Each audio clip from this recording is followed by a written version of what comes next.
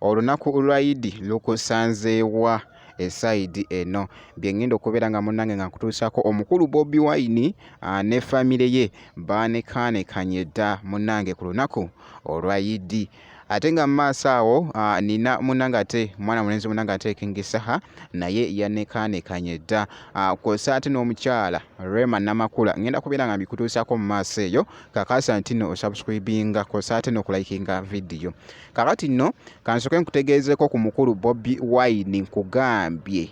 babadde nga banyumye dda esayidi eno ne famire ye era nga boogezako okulaba ekifaananyi ekyo kibadde kikutte akati ku mukutu munnange ate ogwa Facebook era ng'aweereza wali obubaka n'agamba ati nno bannange mbaagaliza ate Idi ennungi ye nga abadde ne famire ye eruuyi eno era nga boogezako okulaba Barbie Kyagulanyi bw'ati bw'abadde ayambadde mu Sharia ne bawala be wali Shalom Namagembe kw'ossa ate ne mwana muwala ono omuto munnange mwana muwala ono bannange ali shaapu ntera nnyo mulaba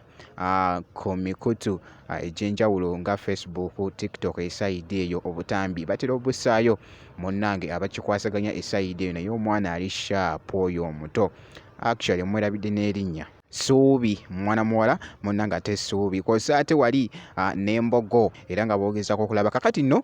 kansomekoko mu comments munnange wali ku bubaka era nga nsomyekoko wali mu comments abantu ze babadde bakomentinga ku bubaka buno obwa Bobi Wine ku lunaku luno olwa Idi esayidi eno era nga munnange ntandise wali n'ansoose mu comments era ng'asoose agambye bamuyise munnange ate Ronald agambye nti no Idi Mubarak sebo. Anifa n'agamba nti no happy souls Idi Mubarak to you our own. Munnange ate owa Bobi Wine n'agamba nti no Idi Mubarak to Mr President. Oyo bw'atyo bw'abadde agamba. Ono omulala Namusisi n'agamba nti no happy Idi Mubarak. Comments zibadde nnyingi nnyo era nga boogezako okulaba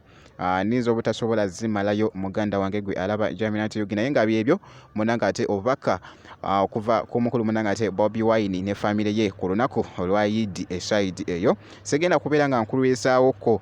kankuggyewoko nkutegeezeko nti no omuyimbi King Saha naye avuddeyo munnange esayidi eno mu katambi akabadde keefuza TikTok esayidi eno era nga munnange naye abadde naawo ng'ali mu kwolekera munnange ate ku muzikiti era nga boogezako okulaba akatambi ako.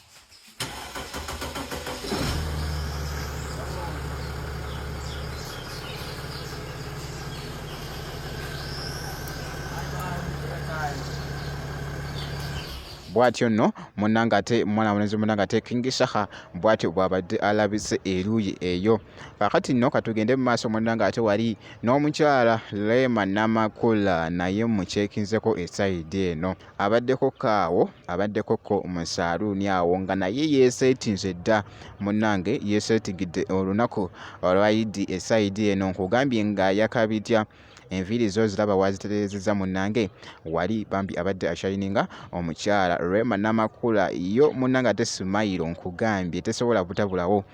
mwana muwala ono munnange ate Rema Namakula Eva abeera munnange ate musanyufu wali wonna era nga bwekityo munnange ate bwekitambula munnange ate Rema Namakula wali wonna yabadde ku TikTok n'ayuuguumya TikTok nkugambye ku TikTok live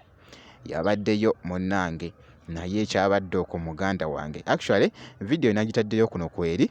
osobola ogikeberako awo yabaddeko awo ku TikTok nkugambye yayuguumiza TikTok gwe mulundi gwe bambi ogwasoose okubeera ng'ageetinze live wali ku mukutu ogwa TikTok esayidi eyo ye mukyala nno munnange ate Rema Namakula era nga bwenti bwenkoze kakasa nti no subscribinga kw'ossa ate n'okulayikinga video ngenda kubeera nga nkomawo ku maaso eyo n'ebirala katono nnyo bwenti.